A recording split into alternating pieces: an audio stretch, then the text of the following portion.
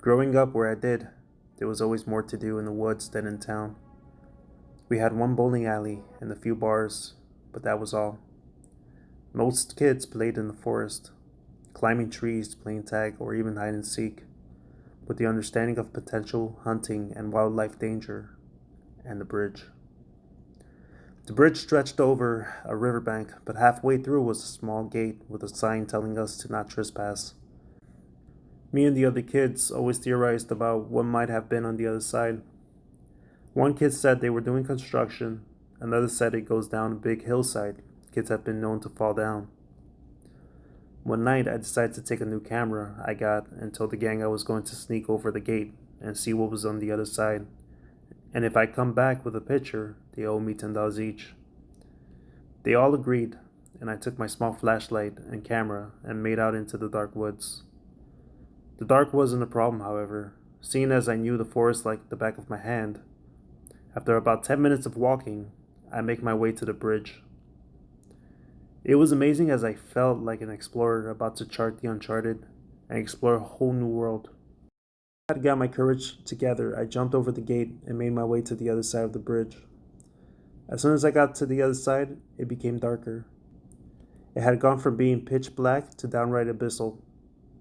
My flashlight stayed on the path, which was becoming less of a dirt road and more of an obscure pile of broken sticks and leaves. I shined my flashlight around me, and what I saw paralyzed me in fear. The trees had eyes.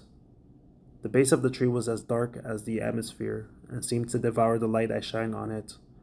The eyes were the same as the sky, some amethyst, some crimson. I took lots of pictures. Forget the bet I was going to sell to scientists and explorers. At least that's what my dumb kid brain thought. When I got to a clearing in the woods, I ducked down into the thicket immediately. I saw people, humanoid figures, in long robes with deep hoods. I couldn't make out of the color because depending how the torches around them reflected, the light it was some variant of black, crimson, or purple. That's when I noticed the torch lights were green like emeralds. I raised my camera and silently took some photos. The flash was eaten by the darkness and the pictures came out blurry. They gathered around the monolith and began chanting as some light was pulled from the sky and channeled into the rock. The monolith had patterns on it, but they were ineffable runes, and finally, above the rock formation, a terrible darkness began to stir. The being of shadow bared an ethereal shape with wings and horns of a ram. The only color that could be distinguished were the eyes, one violet and one crimson. I went to lift my camera, but upon seeing the thing, I dropped it and ran as fast as I could.